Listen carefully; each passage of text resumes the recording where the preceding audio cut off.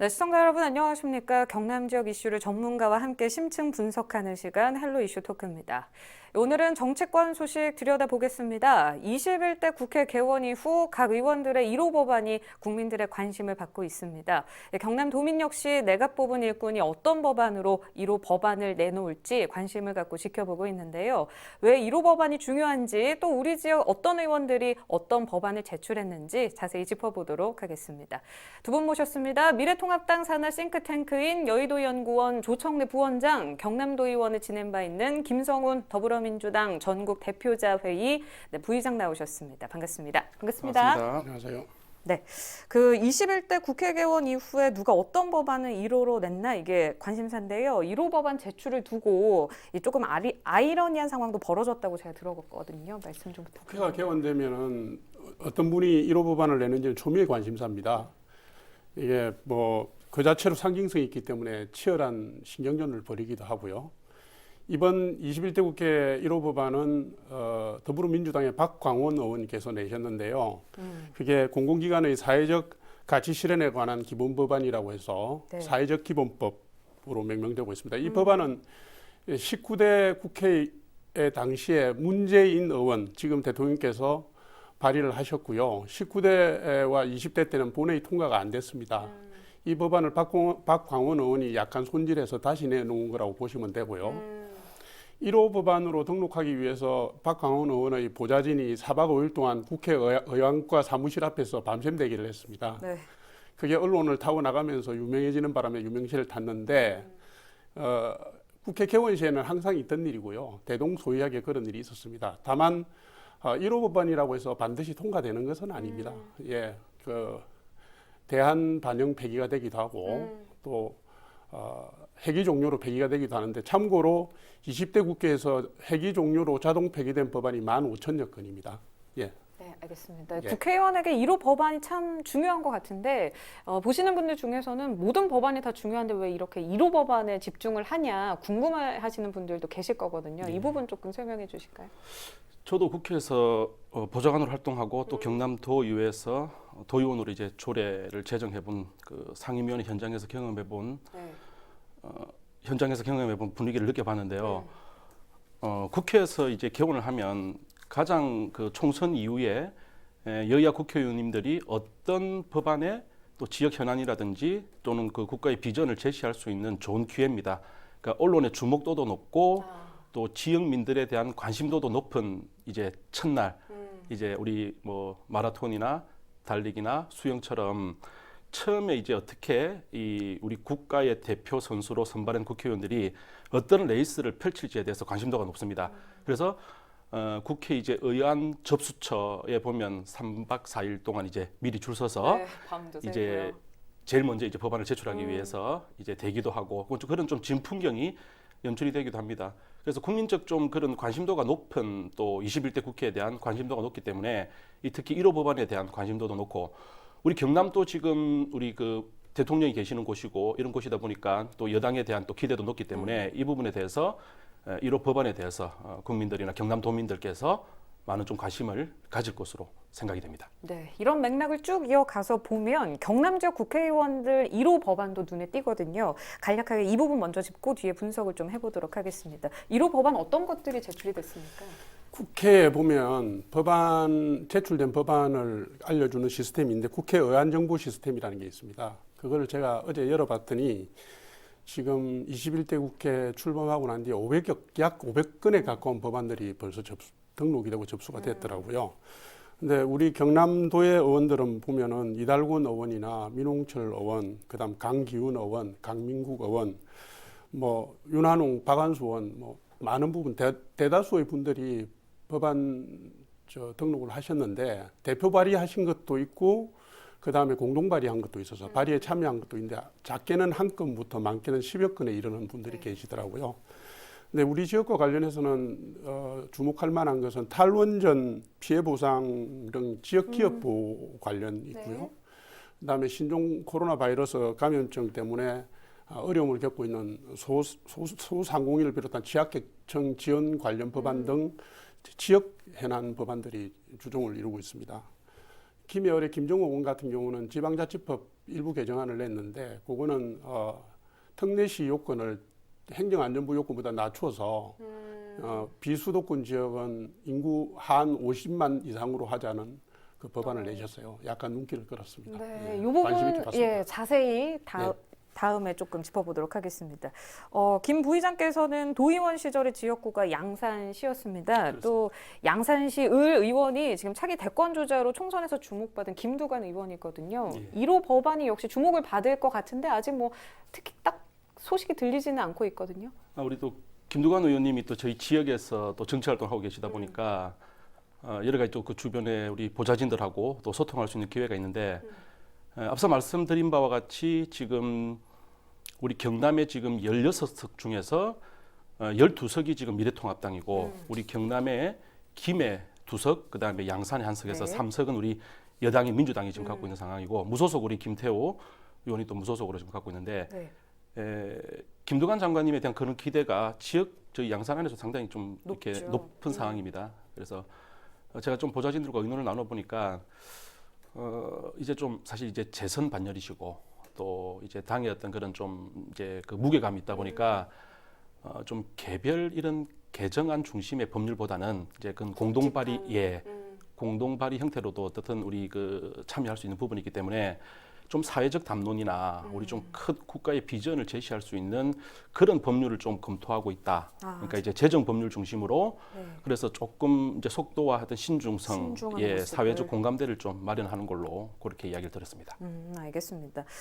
반면에 통합당에서는 당 차원의 1호 법안을 발표했습니다. 말씀하셨듯이 코로나 위기 탈출 8대 민생 법안으로 의미를 부여했는데요. 경남 지역 의원들도 맥락을 같이 할 걸로 보는데 이 조 부원장께서 주목하시는 지역 통합당 의원 법안 1호가 어떤 건지도 궁금하거든요. 지금 말씀하신 것처럼 미래통합당이 21대 국회 당론 1호 법안으로 낸 것이 코로나19 민생위기 탈출 패키지 법안입니다. 네. 법안이 한 개가 아니라 여러 개 법안을 묶어서 코로나19로 피해를 입고 있는 소상공인이나 뭐 자영업자, 중소기업, 뭐 근로자 등을 지원하기 위한 법을 발의를 한 건데요. 네.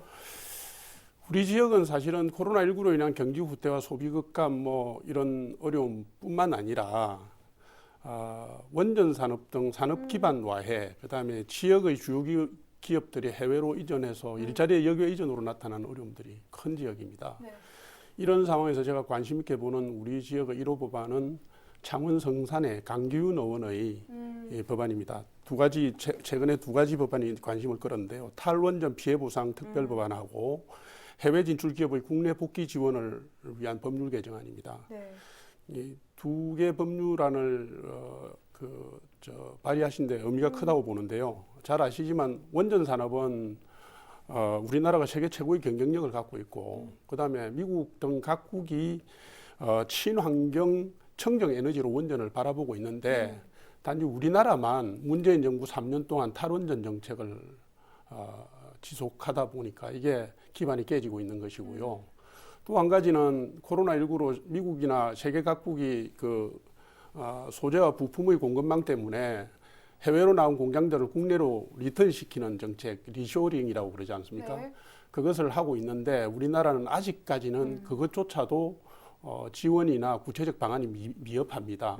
바로 이 점에 착안해서 강기훈 의원이 두 가지 법률을 발의하고 제안한 것은 상당히 네. 시적절하다 저는 관심 있게 보고 있습니다. 네, 강기훈 의원이 이슈토크에 나와서도 이 부분을 상당히 강조를 했기 때문에 보는 시청자분들께서도 어느 정도 알고는 계시거든요. 네. 하지만 뭐 말씀하셨듯이 현재 정부의 기조나 그리고 두산중공업 채권단 구조재편 방향성에서 봤을 때는 이 신한울 3, 4호기 재건설이 좀 희박해 보이지 않나 이런 생각도 드는데 네. 하지만 법안 내용에 있는 노동자 그리고 기업의 피해 보상 구제 관련해서는 꽤 구체적이고 또 설득력도 있어 보이거든요. 이 부분에 대해서 어떻게 보고 계십니까? 크게 보면 두산중공업은 문재인 정부에 조금 전에 제가 말씀드렸지만 탈원전 3년 때문에 3년 동안 수조 원의 적자를 보지 않았습니까? 그리고 현재 경영 상태가 매우 어려워서 경영 정상화를 위해서 최근에 보니까 1조 원의 유상증자를 추진하겠다.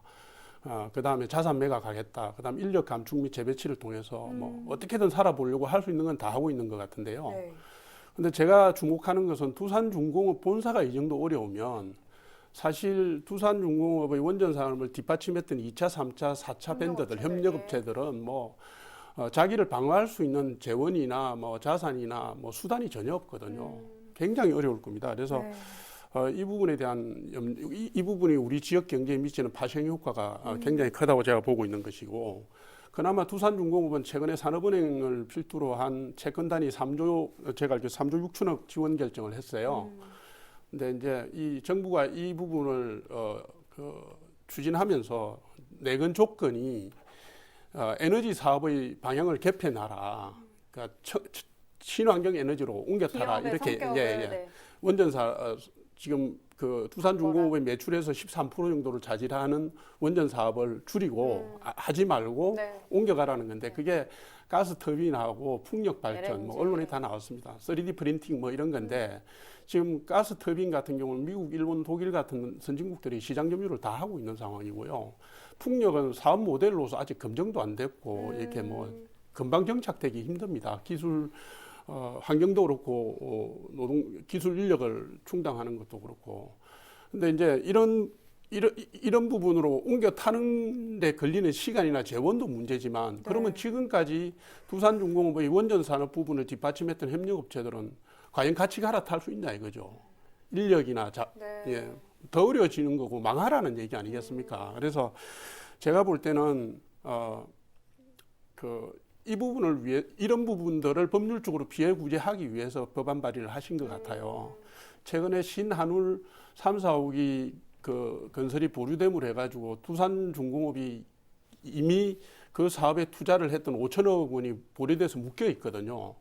그 5천억 원에 해당하는 부분도 협력업체들의 그 피해가 반영된 부분들도 있을 겁니다. 그래서 저는 법률적으로 이 부분들을 제도적으로 비록 여러 가지 한계가 있지만 추진해서 구제하는 것이 옳은 방향이라고 보고 있습니다. 알겠습니다. 창원 지역에 큰 영향을 미칠 거라고 봅니다. 그럼 법안 실현되면. 통과는 좀 무난하게 이어질까요? 저는 무난하다고 보지는 않습니다. 왜냐하면 지금 176석을 가진 그대 여당이 탈원 원전 산업을 축으로 하는 그 부분에 대해서 지원을 할 리 만무하다고 보기 때문에 굉장히 답답하게 바라보고 있습니다. 네, 지역 뿌리 기업이다 보니까 조금 더 심도 높게 네. 일이 좀 추진이 됐으면 하는 바람이 있습니다.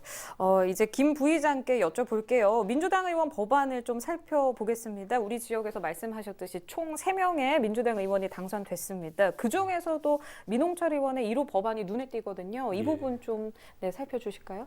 네, 우리 그 민홍철 의원님께서 이제 최근에 그 도시철도법 일부 개정 법률안을 이제 개정을 하셨는데, 저는 이번에 우리 그 동북권 경남에 우리 그 여당의 이제 김해 양산의 의원님들과 지금 말씀하셨던 이제 창원과 진주 이쪽 서부권 경남의 현역 의원님들이 이번 21대 국회를 들어서서 어떠한 판단과 어떠한 생각을 지금 갖고 있느냐.